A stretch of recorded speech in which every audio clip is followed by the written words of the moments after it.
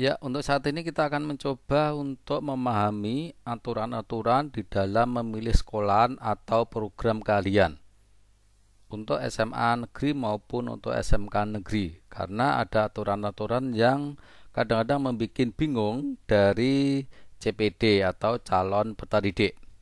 Coba dipahami untuk langkah-langkah seperti ini. Calon peserta didik memiliki hak melakukan pendaftaran pada dua satuan pendidikan atau sekolahan, pilihannya dengan ketentuan satu satuan pendidikan di dalam wilayah zonasinya dan satu satuan pendidikan di luar wilayah zonasinya dengan ketentuan. Nah, yang pertama adalah ini ya, saya perjelas ini adalah. Nah, yang pertama adalah seperti ini. Untuk SMA negeri, calon peserta didik memiliki hak melakukan pendaftaran pada dua satuan pendidikan pilihannya dengan ketentuan satu satuan pendidikan di dalam wilayah zonasinya dan satu satuan pendidikan di luar wilayah zonasinya. Nah, calon peserta didik SMA negeri dapat mendaftarkan diri pada satu satuan pendidikan melalui jalur zonasi dan satu satuan pendidikan di luar zonasi pada jalur prestasi atau afirmasi apabila memenuhi persyaratan pada jalur afirmasi. Ya, seperti ini ilustrasinya ya. Jadi kemungkinan pertama itu adalah bisa memilih di zonasinya satu jalur zonasi. Ya, karena diberi hak untuk memilih dua, maka satunya harus di luar zonasi. Di luar zonasi itu bisa jalur prestasi maupun jalur afirmasi. Sudah paham di sini?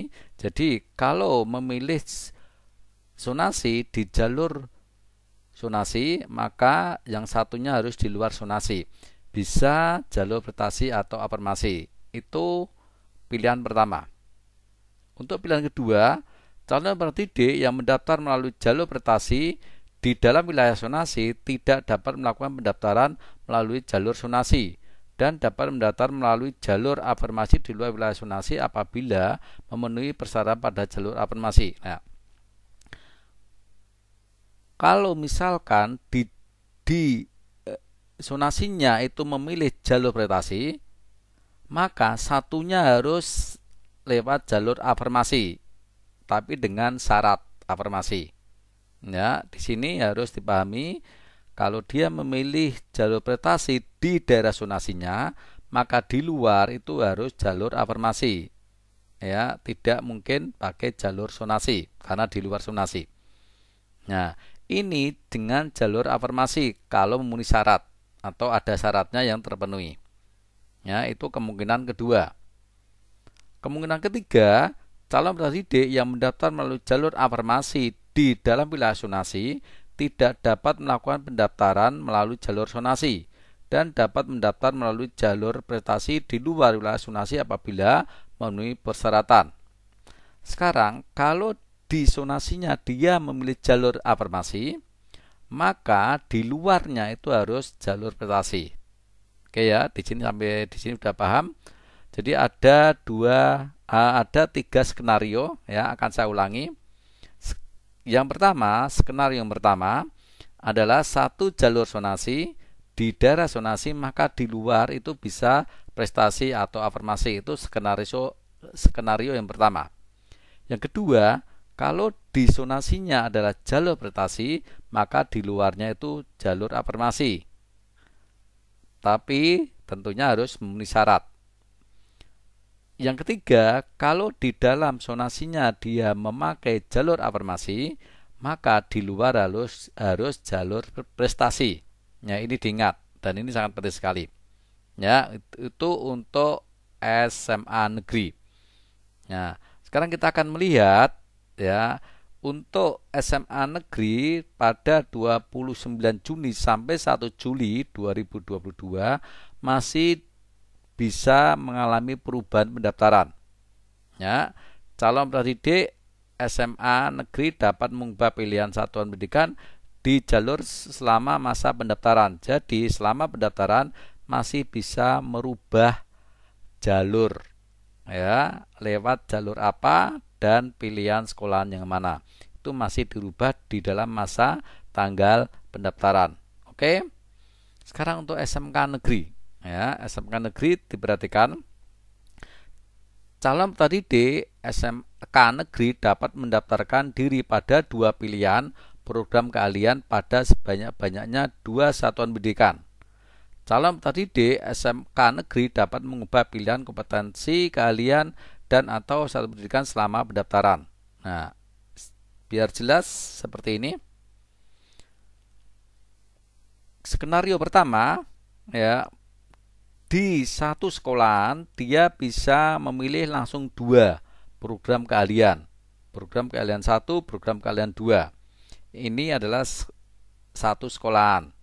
Ya, ini skenario pertama.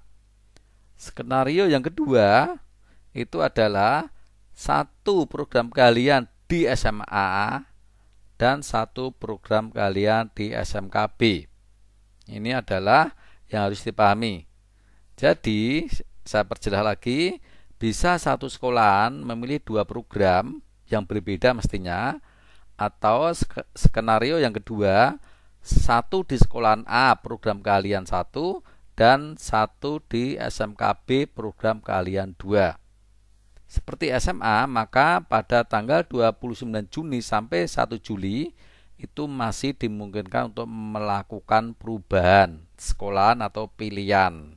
Sekarang untuk perubahan pilihan, biar jelas akan saya berikan tekanan. Selama masa pendaftaran, calon peserta didik SMK negeri dapat mengubah pilihan ke SMA negeri. Jadi di dalam masa pendaftaran bisa pindah di SMK negeri atau sebaliknya ke SMA negeri. Jadi bisa SMK ke SMA atau SMA ke SMK. Pindah pilihan sebagaimana tersebut dalam angka 1 bagi calon peserta didik dari SMA negeri yang pindah ke SMK negeri dan atau sebaliknya diwajibkan melakukan pembatalan pendaftaran pada SMA atau sebaliknya.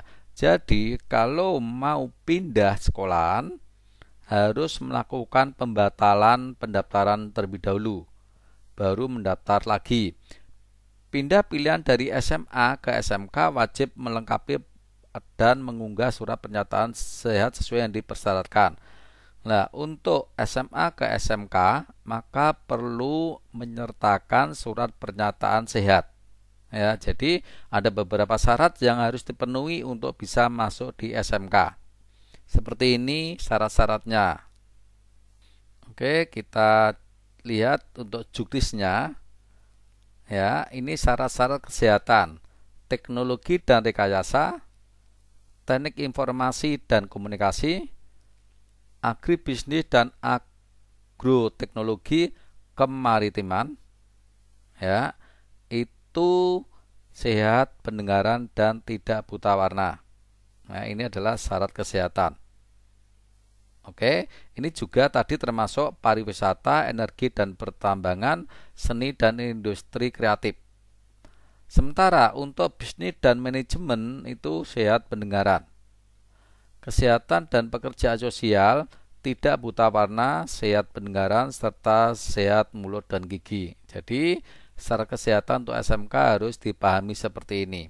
Makanya ketika mau pindah SMA ke SMK, maka harus menyertakan surat keterangan yang menyatakan sehat memenuhi syarat seperti ini. Oke, demikian suatu penjelasan untuk bisa memilih tepat sekolahan atau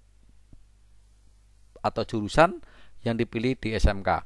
Semoga bermanfaat dan nantikan video saya berikutnya. Terima kasih.